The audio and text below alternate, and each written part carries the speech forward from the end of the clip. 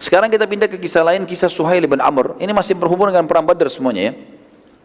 Salah satu tawanan Badar adalah Suhail bin Amr. Suhail bin Amr ini yang datang negosiasi ya. Dia bukan bernegosiasi. Dia ini Suhail bin Amr ini salah satu khatibnya Quraisy ya. Dia sangat mahir gitu, mengucapkan syair-syair segala macam, dan tujuannya untuk memerangi khutbah-khutbah Nabi SAW.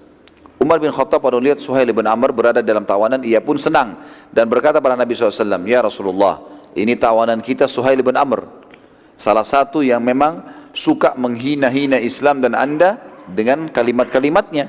Orangnya mahir berbicara." Maka Nabi SAW kata Umar, "Ya Rasulullah, izinkan saya bunuh." Kata Nabi SAW, "Jangan." Ya. Pertama begini, waktu Umar mengatakan, "Ya Rasulullah, di dalam tawanan ada Suhail bin Amr." Kata Nabi SAW, "Saya sudah dapat beritanya." Kata Umar, "Izinkan aku membunuhnya ya Rasulullah." Rasulullah SAW mengatakan, "Jangan, biarkan dia hidup." Umar lalu berkata, "Kalau begitu izinkan aku menjatuhkan semua giginya, agar mulai hari ini dia tidak lagi khutbah untuk menyalahkan Anda. Larang bunuh nggak apa-apa, tapi giginya semua saya jatuhin." Gitu kan. Nabi SAW mengatakan, "Jangan hai Umar, biarkan Umar. Mungkin saja ia akan menjadi petunjuk kebaikan pada saat orang-orang membutuhkannya." Umar bin Khattab belum tangkap ini, apa yang dimaksudkan oleh Nabi SAW. Biarkan saja, jangan, tidak usah diganggu dia. Khususnya jangan diganggu. Tapi kalau memang ada wahyu turun suruh bunuh. Ini enggak. Walaupun dulu dia suka menghina dengan khutbah-khutbahnya. Semoga saja dia akan bermanfaat untuk manusia, maksudnya muslimin, di saat dibutuhkan itu. Ternyata teman-teman sekalian, apa yang Nabi SAW sampaikan ini benar terjadi. Itu pada saat terjadi pemurtadan besar-besaran ya, waktu meninggalnya Nabi SAW. Jadi waktu Nabi SAW meninggal, teman-teman sekalian, itu terjadi pemurtadan. Banyak orang suku-suku Arab murtad. Mereka nggak mau lagi bayar zakat, mereka mengikuti Musailamah al-Kadzdzab, nabi palsu, ada yang mengikuti Aswadul Unsi, banyak gitu kan. Dan pada saat pembebasan kota Mekah, orang ini masuk Islam ini. Orang ini masuk Islam, ya, Suhail bin Amr masuk Islam. Dan ternyata waktu itu Mekah pun sempat goncang. Banyak orang mulai mendakwakan lagi, ini Muhammad sudah mati, kita dulu ini Quraisy, kita begini, mau ngajak orang-orang untuk murtad. Tapi Suhail bin Amr sudah masuk Islam. Maka Suhail bin Amr pada saat itu dengan khutbahnya berhasil membuat satu kota Mekah semuanya tidak jadi murtad. Orang yang mau murtad tidak jadi murtad. Dan ini kata ulama, barulah ditangkap maksud Nabi SAW waktu itu, "Jangan hai Umar, giginya pun jangan jatuhkan," gitu kan. Bukan cuma jangan bunuh, jangan jatuhkan gigi. Orang ini bisa punya manfaat satu waktu pada saat manusia butuhkan. Dan ternyata terjadi pada saat meninggalnya baginda Nabi SAW. Kita masuk sedikit teman-teman sekalian ke berita kemenangan muslimin pada saat tiba di Madinah. Tadi kan sudah sampai berita ke Mekah. Sekarang kita lihat bagaimana waktu tiba berita di Madinah. Nabi SAW mengutus Abdullah bin Rawahah radhiyallahu anhu. Abdullah bin Rawahah nanti kita lihat adalah salah satu sahabat yang mati syahid di perang Mu'tah, ya, pada saat melawan Romawi. Nabi SAW mengutus beliau, Abdullah bin Rawahah radhiyallahu anhu, untuk masuk ke Madinah membawa berita gembira. Ini termasuk perintah ya.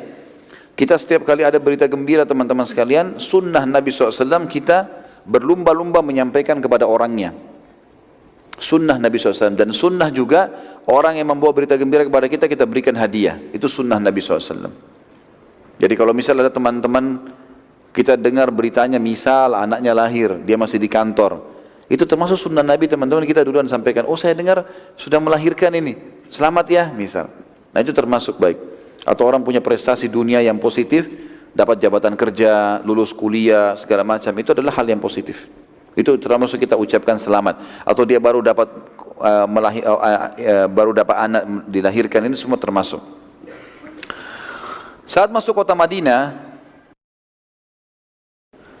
sahabat Nabi Abdullah ibn Rawaha menggunakan cara yang unik ini. Dia dengan ada satu orang lagi, tapi maaf saya sendiri di sini mungkin saya harus mencari kembali siapa nama temannya Abdullah bin Rawaha. Jadi Nabi utus 2 orang masuk ke Madinah. Tapi yang saya temukan sementara Abdullah bin Rawaha, dan ada 2 orang. Jadi 2 orang ini sepakat begitu masuk Madinah, keduanya menggunakan cara yang unik. Mereka dua-dua teriak-teriak, "Telah terbunuh Abu Jahal fasik, telah terbunuh Utbah bin Rabi'ah fasik, telah terbunuh Syaibah bin Rabi'ah yang fasik, telah terbunuh Uqbah bin Mu'aid fasik. Lalu mereka sebutkan satu persatu nama tokoh-tokoh Quraisy. Orang-orang Madinah tahu ini, pemuka-pemuka Quraisy. Jadi mereka nggak bilang, Alhamdulillah kita menang. Bukan bahasa itu. Mereka langsung masuk ke poin, pimpinannya Quraisy si fulan mati, si fulan mati, si fulan mati, semua disebutkan. Gitu kan.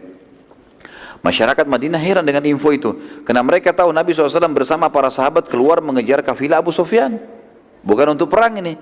Dan orang-orang Madinah tidak tahu menahu kalau ada pasukan Mekah yang keluar, ya kan? Karena kan pasukan Mekah ditahu kapan? Waktu Nabi sudah tiba di lokasi Badar kan, baru ketahuan ada pasukan Quraisy, baru ketahuan kafilah Abu Sufyan lolos. Gitu. Tetapi kenapa berita tiba-tiba sampai kepada mereka terbunuh pemuka-pemuka Quraisy? Lalu masyarakat mulai kumpul. Tujuannya sebenarnya untuk mengajak mereka ngumpul. Setelah ngumpul, baru keduanya pembawa berita ini menyampaikan apa yang sebenarnya terjadi di kancah peperangan. Ya. Dan pada saat itu sampai anak-anak kecil pun ikut. Ya. Karena mereka teriak-teriak nih sambil jalan. Abu Jahal fasik mati. Uqbah mati. Karena mereka ribut nih, teriak, keduanya memencarkan diri mengeliling, lalu ketemu di masjid Nabi SAW. Anak-anak kecil pada ikuti, teriak-teriak semua, Abu Jahal fasik mati, Uqbah mati, dan seterusnya gitu. Seperti itu dalam riwayat ya.